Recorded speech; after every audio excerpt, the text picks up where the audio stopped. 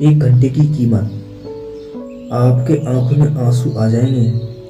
आजकल की private job में व्यक्ति इतना बिजी हो गया है कि उसे अपने घर परिवार और यहाँ तक कि अपने बच्चों तक के लिए वक्त नहीं रहा। हम जो कहानी आपको सुनाने जा रहे हैं वो है दुनिया की बेस्ट हार्ट टचिंग स्टोरी। अगर आप कोई भी नौकरी खासकर प्राइवेट जॉब करते हैं तो इस शॉर्ट स्टोरी को जरूर सुनें। रोहित की एक सुंदर पत्नी थी और 5 साल का प्यारा सा बेटा है। रोहित अक्सर अपने काम की वजह से घर देरी से पहुंचता है।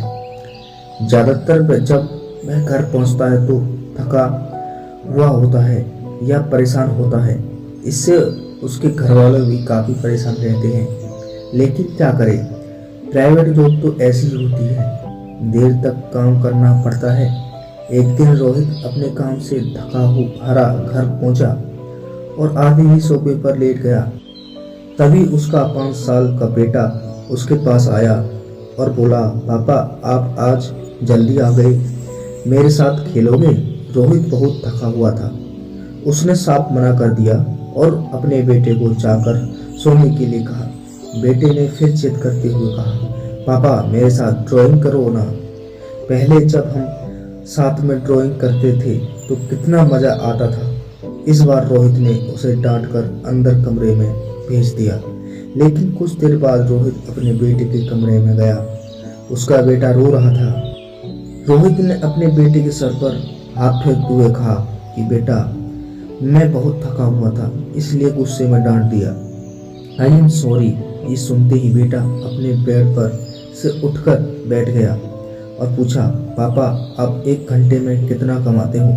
रोहित ने कहा कि मैं 1 घंटे में 1000 रुपये कमा लेता हूँ। कुछ देर बातें करते करते बेटे की आंखों में नींद भर आई और वह सो गया। अगले दिन रोहित को काम से घर आने में काफ़ी देरी हो गई। जब रोहित घर पहुंचा तो उसने देखा कि उसका बेटा अभी भी जाग रहा है। रोहित घर पहुंचते ही उसके बेटे ने कहा, पापा मुझे 500 रुपये देना। रोहित ने फिर बेटे को डांट दिया और कहा कि तुम्हारे फालतू खर्चों के लिए मेरे पास पैसे नहीं हैं। जरूर तुमने कोई बाजार में खिलौना देखा होगा और वो लेने की सोच रहे हो। उसके बेटे ने फिर जिद करते हुए कहा, पापा प्लीज़ मुझे 500 दे दो। इस बार रोहित को गुस्सा आया और उसने डांटकर उसे अंदर जाकर सोने के लिए कहा और कहा कि कल स्कूल के लिए उठना है, अभी जाओ और सो जाओ। बेचारा बेटा रोते हुए अंदर चला गया और लेट गया। थोड़ी देर बाद रोहित को एहसास हुआ कि उसने बेटे को कुछ ज़्यादा ही डांट दिया। अपने ऑफिस का स्ट्रेस उस पर निकाल दिया। रोहित अपने बेटे के कमरे में गया और अपने बेटे के सर पर हाथ फेरते हुए पूछा कि अच्छा बताओ तुम्हें 500 रुपये किस लिए चाहिए?